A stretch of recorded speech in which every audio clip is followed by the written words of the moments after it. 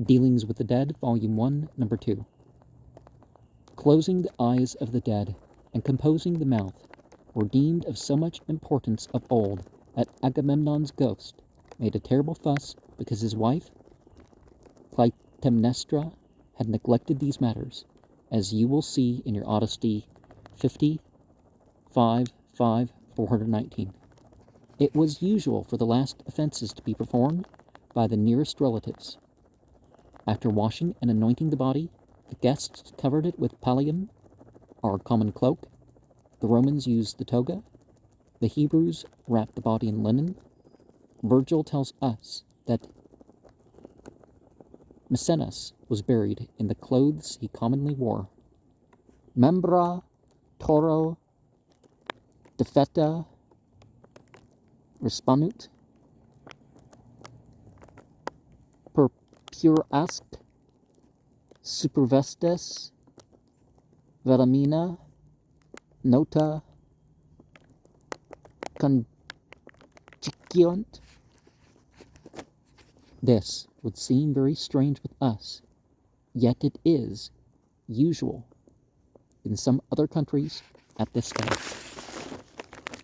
I have often seen the dead thus laid out in Santa Cruz: coat, neckcloth, waistcoat, pantaloons, boots, and gloves. I was never a sexton there, but noted these matters as an amateur. Chaplets and flowers were cast upon the dead by the Greeks and Romans. The body was exhibited or lain in state near the entrance of the house, that all might see there had been no foul play. While thus lying, it was carefully watched. The body of every man who died in debt at Athens was liable to be seized by creditors. Miltiades died in jail. His son, Cimon, could not pay his father's debts. He therefore assumed his debts and fetters, that his father might have funeral rites. Some time before interment, a piece of money, an obolus, was put in the mouth of the corpse as Charon's fee. In the mouth was also placed a cake made of flour and honey to appease Cerberus. Instead of crape upon the knocker, some of the hair of the deceased was placed upon the door to indicate a house of mourning.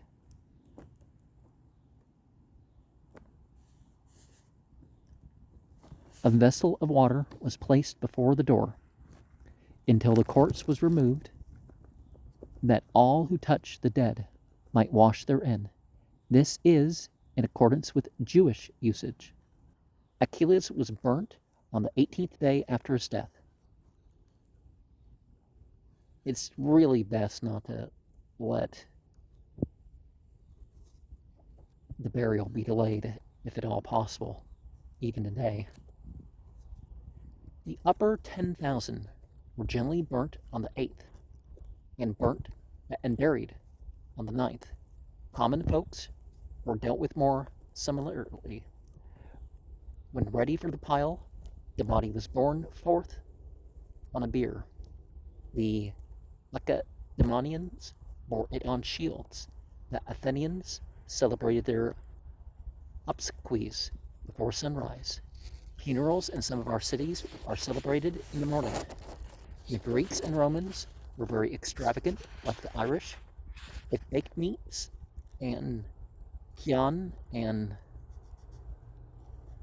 Falernian cost less than in more modern times, still sumptuary laws were found necessary.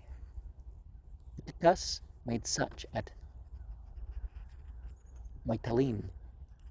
The women so crowded abominably at the funerals in Athens that Solon excluded all women under 80 years from gadding after such ceremonies. Robes of mourning were sometimes worn, not always. Thousands followed the bodies of Timoleon and Aratus in white garments bedecked with garlands, with songs of triumph and dances rejoicing that they were received into Odyssium. After the funeral, they abstained from banquets and entertainments. Admetus says they avoided whatever bore an air of mirth or pleasure for some time. They sequestered themselves from company. It is particularly stated by Archbishop Potter that wine was too great a friend of cheerfulness to gain admission into so melancholy a society. If Old Hundred had been known to the Jews, it would, I dare say, have been considered highly appropriate, but their good taste was such that I much doubt if, in the short space of 48 hours, they would have mingled sacra profanus so very comically as to bring champagne and Old Hundred together. The Greek mourners often cut off their hair and cast it upon the funeral pile. This custom was also followed by the Romans. They sometimes threw themselves upon the ground to express their sorrow. Like some of the Eastern nations, they put ashes upon their heads. They beat their breasts, tore their flesh, and scratched their faces with their nails. For this, Dionysius says, the women were more remarkable than the men.